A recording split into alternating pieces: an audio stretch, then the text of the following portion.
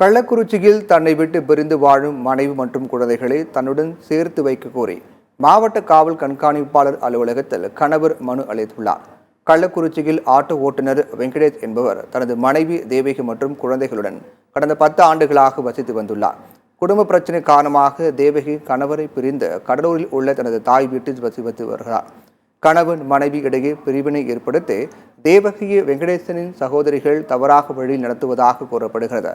இதுகுறித்து காவல் நிலையத்தில் புகார் அளித்தும் நடவடிக்கை எடுக்கப்படவில்லை என்று வெங்கடேஷ் தெரிவிக்கிறார்.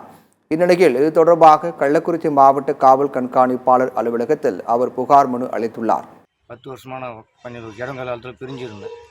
அம்மா வந்து பார்த்துட்டு போயிட்டு வந்துட்டு இருந்தாங்க. அப்போ எனக்கு இருந்தில்ல. என் மனைவி இப்போ எங்கள் அம்மா 1 வருஷமா உடம்பு சரியில்லாமல் இருந்தாங்க, செத்துட்டாங்க. செத்த உடனே என் முன்னாடி பிள்ளைங்களாம் வந்தாங்க. பார்க்குறது சும்மா சேர்ந்து வாழ்வோம் அப்படின்னு சொன்னோம். சொன்னதுக்கு உங்கள்கிட்ட என்னடா இருக்குது, என் அக்கா நான் உங்கள் தங்கச்சி நாத்தனா பேச்சு தான் நான் கேட்பேன், நீ என்னடா என்ன கேட்குற, நீ யார் ஆளா, உன்னை ஒரு நிமிஷத்தில் நான் வந்து ஃபோன் மூலிமா என்ன வேணா பண்ணுவேன் அப்படின்னு எத்தனை டைம் என்னை பிடிச்சி அடிச்சிட்டாங்க. அடித்து சும்மா என் மேலே பொய் வழக்கு கொடுத்துருக்குறாங்க. பொய் வழக்கு கொடுத்து எனக்கு 2 டைம் ரிமாண்ட் பண்ணாங்க. நான் ஒரு தப்புமே பண்ணல. சும்மா அடிக்கிறாங்க. நான் அனாதி மாதிரி அலையிறேங்க. என் மனைவி பிள்ளைங்களே என் கூட சேர்த்துக்கணும். இவங்க கேட்டால் என் மனைவி பிள்ளைங்களே என் கூட சேர விடாமல், என்னை பேச விடாமல் என்னை செத்துடுறாங்க. செத்துடலாமா கூட வந்து என்னை ஏற்கனவே கொலை பண்ண கூட முயற்சி பண்ணாங்க. ஆனால் இதுலேயும் நான் தப்பி சொன்னேன்.